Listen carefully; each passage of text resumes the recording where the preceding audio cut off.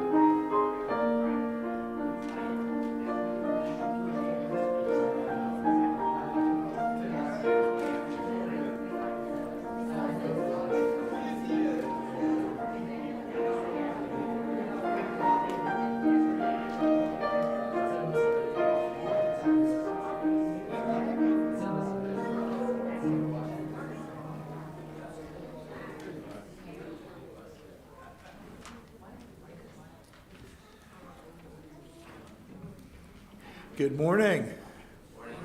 And happy New Year's Eve. Our opening words are In Our Circle Again by Sherry Woodbury. She is the minister at the First Unitarian Church of Omaha. Here we are in our circle again, a circle of vision and reflection, a forum for deciding and empowering. Here we are at the base of another bridge, another space spanning the shores of today and tomorrow, beckoning us to cross the chasm one day at a time. Here we are gathered again at the cusp of the future, at the boundary that holds community together. We are here in a circle of love and trust, brought to this moment by a series of choices and promises, by hope and gratitude, by our own shadows, faced and befriended. With a servant's heart, with a leader's listening, with a parent's love truer than all our inner trembling, let us model the health we seek for all and lean into community. Somewhere out there, all we dream is possible. Somewhere in here, we are sowing the seeds. Welcome, new friends and old. Welcome to our shared journey of the Spirit. We are grateful that you're with us this morning. I'm Steve Runyon, your this morning's worship associate. We're a community of many ages, so if we have any little kids here, which it doesn't look like we do. Oh, back there we have a few, but you won't be wailing during the service, so we won't go into that part. But we are very happy that you're here. One day you will be our teachers, our activists for justice, or caring for us when we're hurt, or healing, or singing, or speaking to raise our spirits. And we cherish our elders who have built and nurtured this spiritual home for us and the mentoring they offer us after years of lived experiences.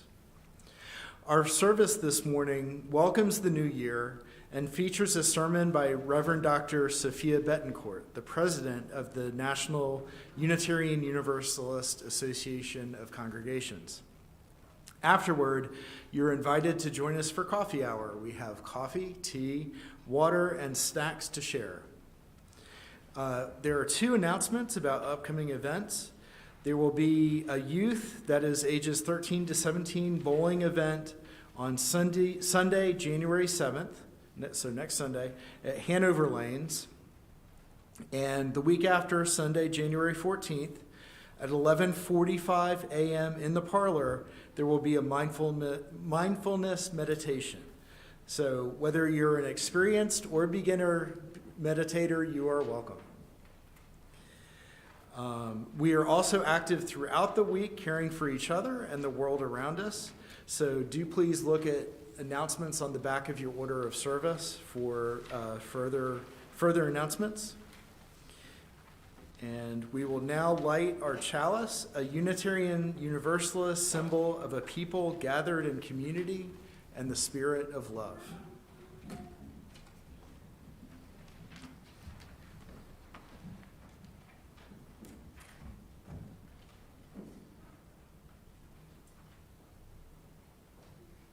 Love is the spirit of fellowship, and service is its law.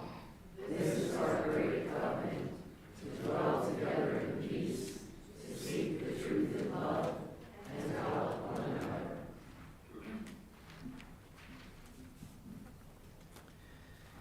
Please rise in spirit or body, backwards today, and join us in hymn 1008 in the Green Book.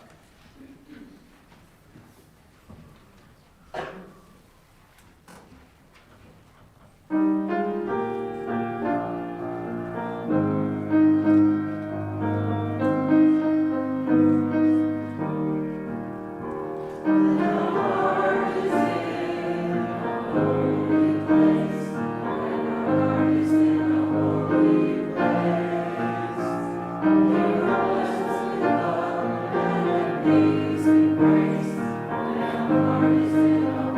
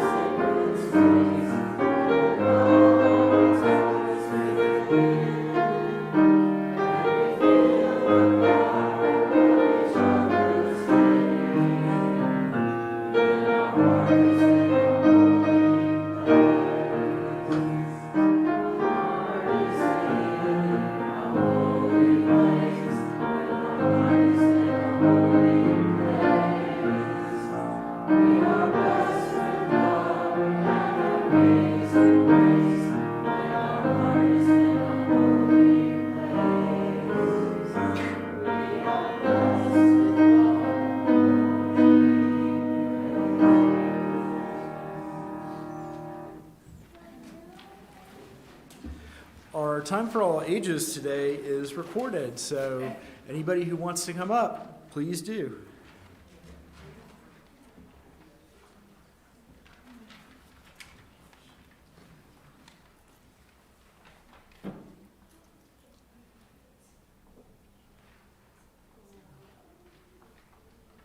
Our story today is adapted from one of my favorite authors, Leah Lakshmi Piepzna Samarasinha, and it is called The Bridge of Flowers.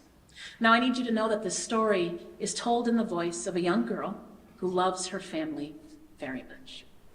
Here we go. I am quiet and I listen a lot, and that's why I get to tell this story. So here's what happened. My mom, Soraya, is a witch. And that means that she listens to people talk and she makes potions for them out of flowers and dirt and rocks and sometimes even spit to help them with their problems. My Bapa, Kamau, is a scientist, and they spend a lot of their time looking at tiny pieces of moss under lots of different microscopes. When Mom and Bapa fell in love, they planted 2 trees, close enough together that they could be near each other, but far enough apart to have room to grow. So Mom cast a spell, and Bapa settled down lots of fertilizer, and the 2 trees grew quickly and really, really tall. Now, Mom and Bapa really love each other. They don't always love living together.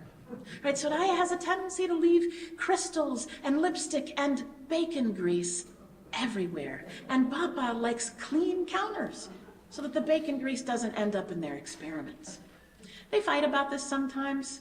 Soraya thinks that bacon grease and crystals and lipstick are part of the magic. Bapa says clean counters are magical too. So eventually, Soraya and Kamau decided to live close together, but also apart. And they built houses, tree houses, in those very same trees that they planted when they fell in love. And most importantly, between the 2 houses, they wove a bridge of flowers so you could get back and forth whenever you wanted to. That bridge had roses and sunflowers. It had little yellow flowers whose names I don't remember. It had cactuses, one of which was the parent of my own personal cactus, Agnes. You'll hear more about her later. It was a beautiful bridge, and it allowed us to go back and forth whenever we wanted to see each other. Now, my sibling Kumar, after a while, added a skateboarding ramp to the bridge. They would go to the bridge, do an ollie, land on the ramp, go around and do the whole thing again. It kept our family woven together.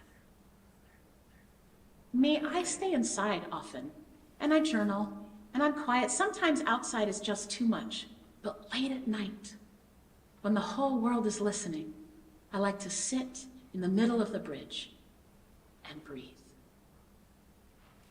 Now one day, times got really stressful in the world, and Mom tried to help more and more people, and she picked more and more flowers from the bridge for her potions. And Bapa, they were doing more work to try to clean the air, and they took more mosses and lichens from the bridge.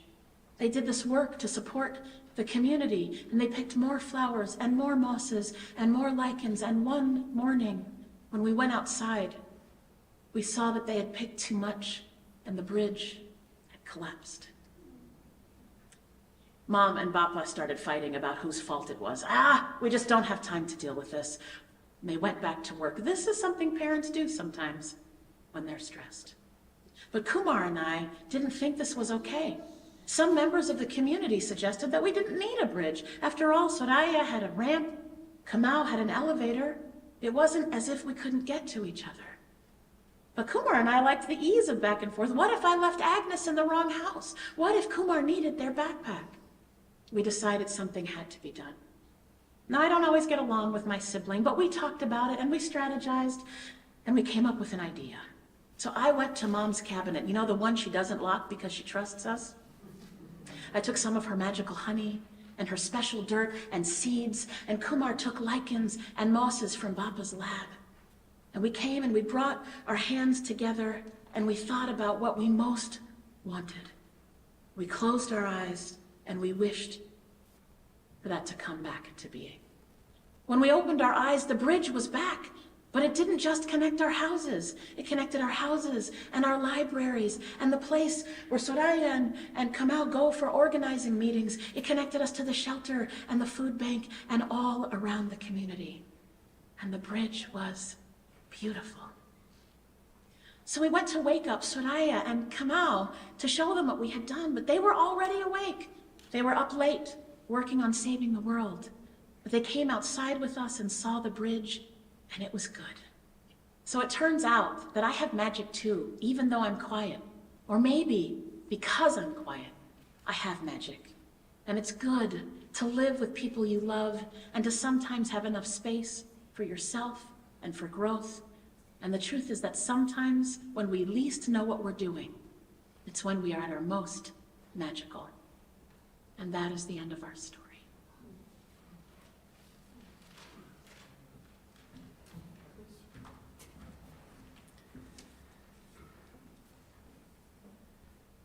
Every Sunday, we include in our Sunday worship service a time to share and acknowledge significant life events. Births, graduations, deaths, and significant life accomplishments, losses, and changes. Not all the milestones or passages we have experienced will be shared aloud this morning, but we remember that we need not be alone. It is possible, even essential, that we share our lives with others. It is in our deepest sharing that we will also find our greatest strengths. And we read from the gratitude card submitted too. Because when we feel despair or greed, denial or anger, or even numbness or disdain, these feelings can disconnect us from ourselves and from each other. Gratitude frees us to celebrate what is good and look for the good and possible in our lives. We share just a few of our many gratitudes as a reminder of the power of this spiritual practice. I didn't receive any milestone cards, but I do have a gratitude, which is that Minda Chu's surgery she had some back surgery, and that went very well. And she has begun physical therapy at the Atlantic Rehabilitation Center in Madison, and she's looking forward to visiting soon. So Minda, if you're out there, we're looking forward to having you soon.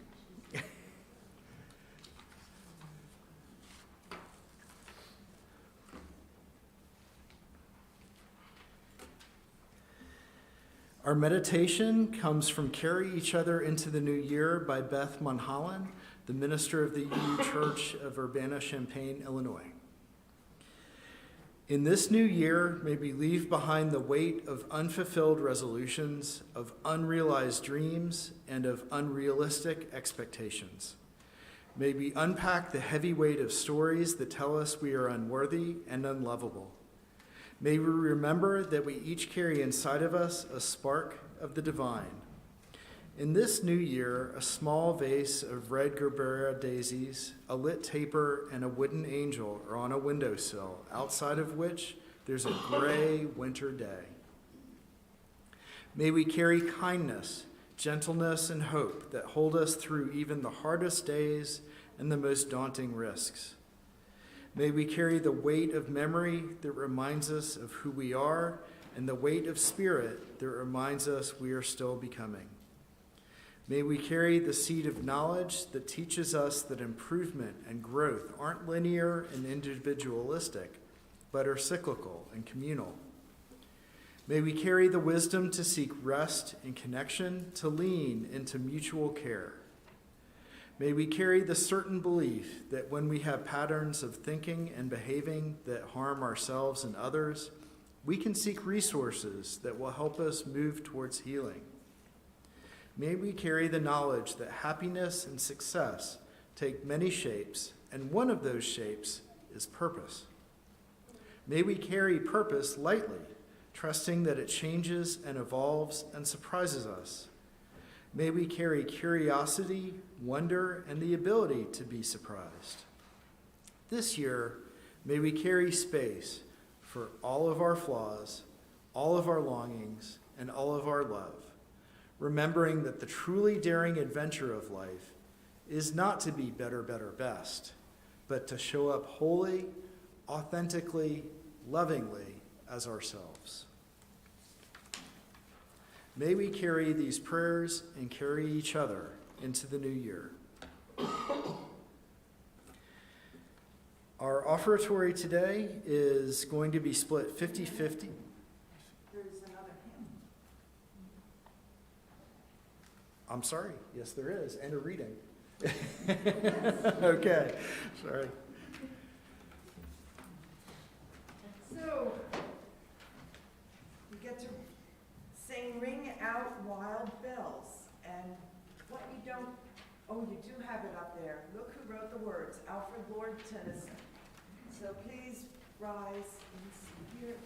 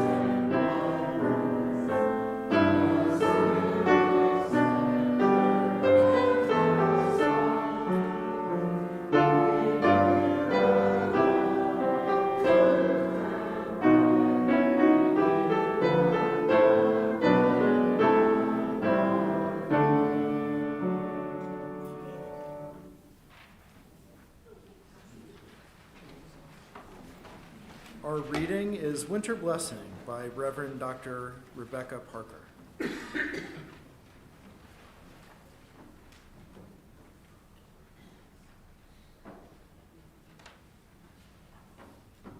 Our reading today is A Winter Blessing by the Reverend Dr. Rebecca Parker. In the shadowed quiet of winter's light, earth speaks softly of her longing, because the wild places are in tears.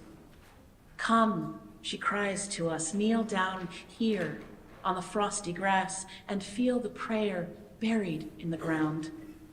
Bend your ear to my heart and listen hard. Love this world, she whispers. Distill peace from the snow and water the cities with mercy. Weave wonder from the forest and clothe grief with beauty. Rest in the rhythm of the turning year. Trace the bending arc, rounding the curve to justice, and vow anew to do no harm. The winter trees stand watch, haloed in the last gleams of the slanting sun. Glory sings here. Heaven echoes the call. Repeat the sounding joy. Make your life an answer. Bow, praise, rise.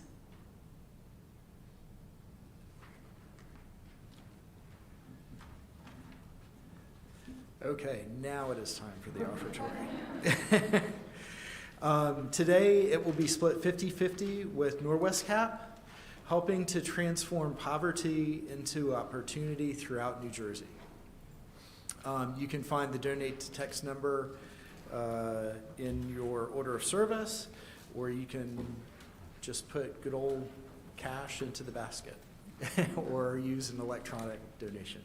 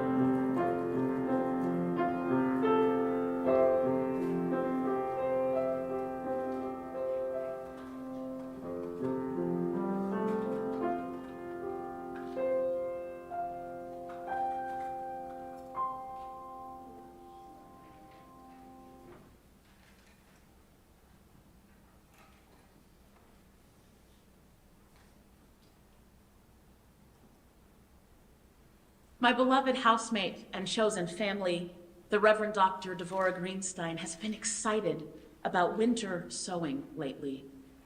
This is the practice of starting seeds outdoors in the winter months, long before most of us think about planting gardens. It's a fairly simple and practical idea. Most gardeners save plastic containers from around the house that we might otherwise recycle, and we prepare them with soil and seeds and lids so they can protect the potential that they house through the coldest months of the year. Why do we do this? Couldn't we look at beautiful pictures and seed catalogs instead and dream of all that we might plant in the spring months? I know that has long been my personal practice. Why would we follow what for some of us are the winter holidays by tucking tiny kernels of life into unlikely spaces? I've decided to embrace this idea of setting seed long before signs of life will be visible as a type of leaning in to the new year. How many of us, like me, have gotten into a habit of disparagement at the year's turning? I remember holiday ornaments in 2020 that had language I probably shouldn't repeat in the pulpit without good cause, woven into these beautiful snowflakes. I think we still have a small plastic dumpster with flames coming out of the top as a representation of our disparagement and dismay with the year prior. I can't remember if it was 21 or 22. Politics, pandemics, and ideologies have turned what I used to associate with fireworks and other festive celebrations into a kind of creative dismissal of all that has come to pass in the prior 12 months. Don't misunderstand me. I fully embrace the power of humor that allows us to laugh our way closer to hopefulness and possibility. We need more of that. And I'm not here to censor how we keep ourselves going in difficult times. But as often happens in my life, I can hear the echoes of my grandmother's teachings when I get a little too comfortable in how I process all the things. She used to teach me about the magic at the turning of the year, and she encouraged me to do whatever thing I most want to spend my time on or have shaped the year to come, just as the clock strikes midnight on December 31st. I think this is related to that tradition of kissing a loved one right at the end of the countdown. Her encouragement reminds me that even in those most difficult years of active quarantine in the face of this ongoing pandemic, there were beautiful things to be proud of that didn't belong in the dumpster fire, for all that it made us laugh in those isolating days. A lot of that pride for me was grounded in the ways that our congregations and communities showed up for one another, showed up for the work of justice. It was grounded in my gratitude for our religious professionals, for our lay leaders and our national UUA staff as they pivoted and resourced and supported us through the unknown. Most are still recovering from that nonstop labor. Beloveds, we leaned into community care in profound ways, and I am so proud of how we continue to do so, even as many of us, though not all of us, experience fewer restrictions in our activities than we did then. We built magical bridges, the very kinds of connections and interdependence that we continue to live into together in new ways. Those bridges between and among us require tending, as does the religious witness that we hold together in the world in common cause. In the story that I shared for today's service, we learned about a family negotiating their relationships to one another in their day-to-day living. In The Bridge of Flowers by Leah Lakshmi Piepsna Samarasinha, she invites us to consider the beauty in how we intentionally maintain our connections to each other and invest in bringing our values to bear in the world. This unique bridge connecting people across love, across differences in how they approach everyday life Their belief systems and community engagement still allows for the creation of beauty and magic, as beauty and science and magic weave together a path that can be navigated by everyone. It keeps them connected to their children, to their people, keeps them connected even when stress seems to rob them of their joy. I probably don't need to remind you that when times were difficult and two people who loved one another profoundly gave more than they could sustainably give to maintain and support their surrounding communities, the bridge of flowers collapsed. Not only did it collapse, but some outside of their nuclear family discouraged them from rebuilding the bridge. Soraya had a ramp after all, and Kamau had an elevator. It wasn't as if they could no longer reach each other with enough effort, but the love at the center of their living space was missing, and it took beauty and magic from unexpected places to reweave the interdependence that had long nurtured that family. I can imagine my grandmother telling those children to hold the seeds and the dirt and the honey and the spores together at midnight at the turning of the year. Of course, we still have time to set intentions or to weave magic for 2024, and the purposeful naming of what we most long to turn our focus toward feels important in this story. What are you most proud about from 2023? In what ways did your congregation or community encourage you to live more fully into all that you hold most precious in this past year? How did they surprise you? How did you surprise yourself? Imagine that the great potential of our liberal and liberating tradition could be nurtured through the coming months in something as simple as a reused gallon jug. Maybe there is soil in the surrounding area that is already adapted to the climate where you live, or maybe you have collected seeds from plants that have grown more savvy about their surroundings over the years. I believe that our Unitarian Universalist faith is uniquely suited to the work of justice, to showing up for the rights and freedom of all. We have everything we need to respond to these times, even in moments of devastation or fear, even when bombs fall, even when ideologies of hatred and separation are lauded around the nation, even when the bridge that holds our hopes and dreams manages somehow to fall. There is a power and a hopefulness in how each one of us can set our intentions for the coming year and not wait on sun or bird song or better weather to do the work of new growth.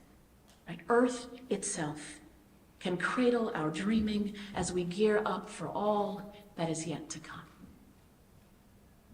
To put those kinds of efforts at faithful living into another kind of theological context, I want to remind us of the writings of the Reverend Kenneth Patton on the Temple of Beauty.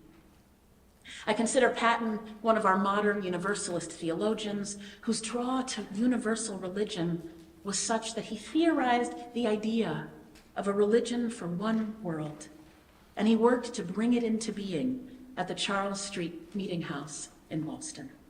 This was Patton's commitment, the seeds he planted into the great potential of our faith. For Patton, universalism needed to be expanded. It needed to be made large enough to become an expression that included a universal humanity, universal peace, universal welfare, universal health, universal freedom, universal security, universal science and understanding. I can imagine him reweaving a bridge of flowers with these words from his 1964 book, A Religion for One World, where in trying to describe for us how we might learn to live together in community with all of humankind, he writes, "This is one world. You are one humanity. Live therefore in peace and till the garden of the earth. Make your days and the years of your children a glad time upon the earth." Patton believed that religion, when drawn beyond the bounds of any one culture, any one expression, or any one group of people, contained within it the possibility of bringing into being all that is most right in the world. So here, goodness, freedom, justice, understanding, kindness, consideration, and the dismantling of discrimination and prejudice all reach their most noble, compassionate, and complete dignity, grace, and power. It's a lot to expect from one universal tradition. But Patton believed that the potential for this possibility lay within reach, if only we could learn and find good ways to describe it and to teach ourselves how to recognize it in its echoes through human art and human culture. Now, I know that we have learned a great deal about the dangers of trying to define one big T truth that is available for all people. Right? It's not the availability that is the issue. It's the likelihood that one dominant group's perspective will be elevated as the ultimate goal to the erasure of all other cultural and communal expressions. That is not what Patton is calling for. But still we know, right, to hold ourselves accountable to the impact of power in those scenarios. But what I most want to hold on to from Patton's thinking is the very practical idea that liberals need good language and ideals to describe the things that we most long to bring into being. Our very pluralistic approach to Unitarian Universalism can make agreeing on shared language difficult, and without it, it's hard to collaborate with one another or to hold on to all that we hold dear. For Patton, the highest ideal that we can strive for in all of our efforts is beauty. I don't think he meant that in a temporary or frivolous or vain kind of a way. He writes that unlike goodness or truth, words that we often lift as ideals in our tradition, beauty includes the highest expression of our values. Right? He argues that there can be truth that is not beautiful, goodness that is not beautiful, but that beauty as its core is both truthful and good. And he reminds us that every expression of beauty born of our human interconnections serves as a kind of prophetic witness to what might best heal this world. Patton calls us to build temples of beauty. For me, those would probably take the form of gardens, and to fill them with everything that will preach our greatest ideals on our behalf. So what beauty do you most want to call into being in 2024? How are your congregations and your communities leaning into all that is most needed in this coming year? How are you helping to keep those bridges well tended? From the perspective that I am privileged to hold as the president of your Unitarian Universalist Association, I can tell you that there is already a lot to be proud of in our efforts in community.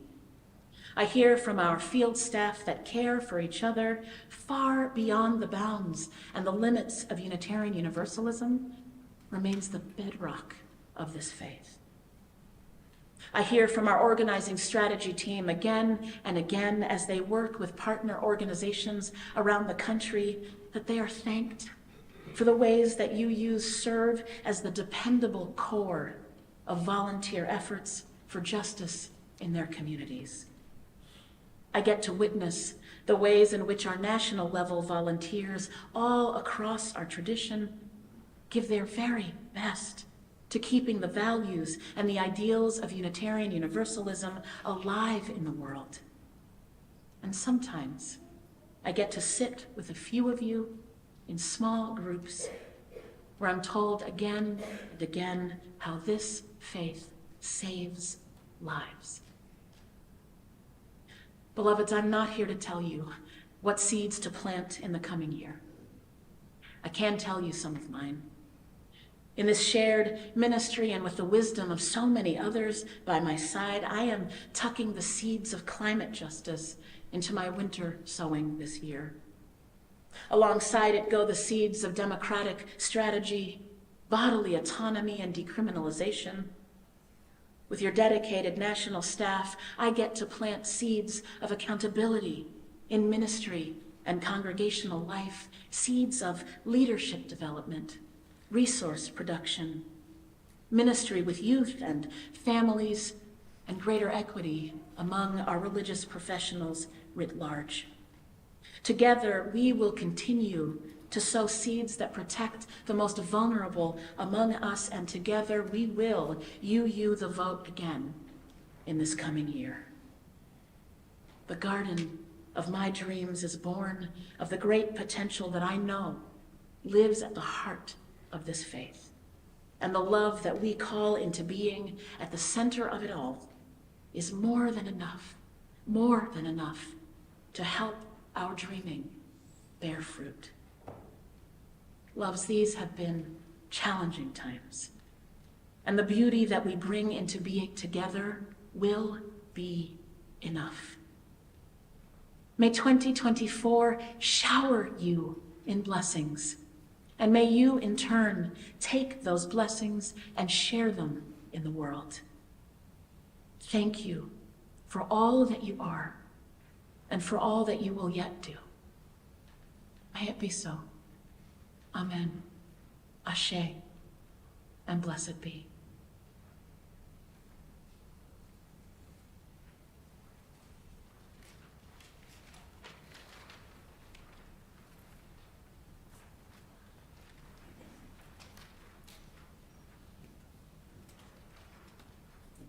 Another hymn, number 350. Our grade book has 2 hymns in it for the new year, and you are singing both today. We are? Yes.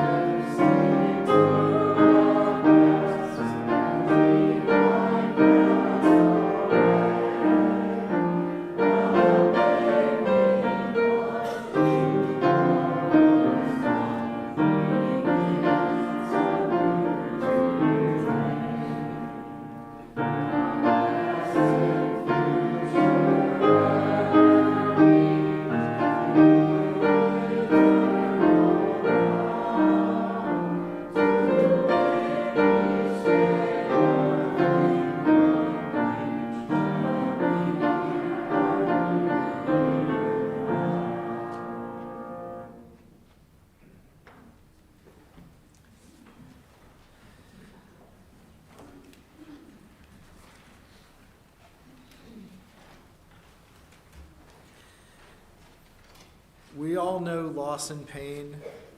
Let none of it divide us. In the rising sun of our new year, let us do together what we cannot do alone. Roll away the stones that close our hearts. Happy New Year. May 2024 bring you, your families, and community, and the world, health and joy, peace, and we dare to wish for it, love. You get to help with the exit music today.